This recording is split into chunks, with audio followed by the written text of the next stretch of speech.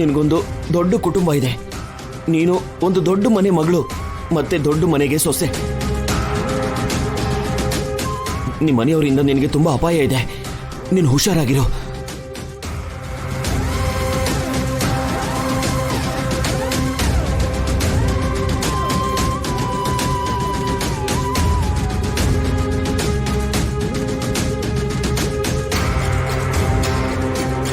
ಶೇಖರ್ ಅಣ್ಣ ಅರ್ಧನೇ ಹೇಳಿದ್ದು.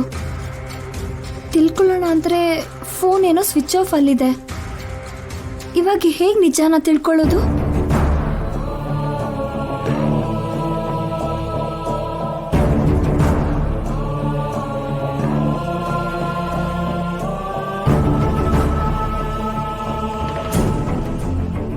ಏನಮ್ಮ ಶೇಖರ್ ಮಾವ ಅರ್ಧಂಬರ್ಧ ಹೇಳಿ ಹೊರಟೋದ್ರು.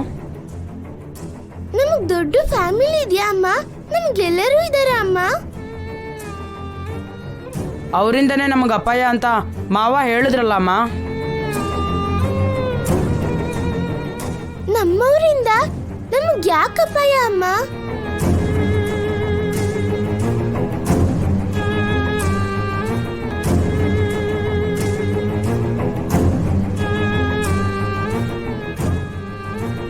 ಮೇಡಮ್ ಅವರೇ, ಅಭಿ, ದಿವ್ಯಮ್ಮ, ಆಚೆ ಚಳಿಲಿ ಹಾಕಿದ್ದೀರಾ?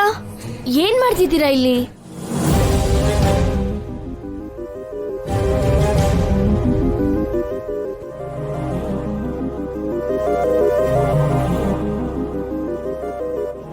ಮೊನ್ನೆನೆ ಅಲ್ವಾ ಮೇಡಮ್ ಅವರೇ ಮಳೆಯಲ್ಲಿ ನಿಂದು ಅಭಿಗ್ ಜ್ವರ ಬಂದಿದ್ದು.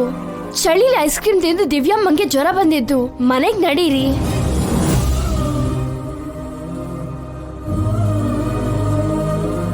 ಅಷ್ಟಕ್ಕೂ ಏನಾಯ್ತು ನಿಮ್ಗೆ? ಏನಾಯ್ತು ಮೇಡಮ್ ಅವ್ರೆ? ನಾವು ಯಾರು ಅಂತ ನಮಗೆ ಗೊತ್ತಾಯ್ತು.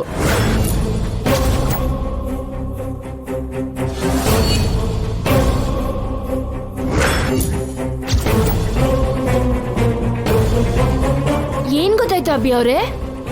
ನಾವು ಅನಾಥರಲ್ಲ ಆಂಟಿ. ನಮ್ಗೆ ಒಂದು ದೊಡ್ಡ ಫ್ಯಾಮಿಲಿ ಇದೆ. ಯಾರು ಹೇಳಿದ್ರಮ್ಮ? ನಮ್ಮ ಶೇಖರ್ ಮಾವ.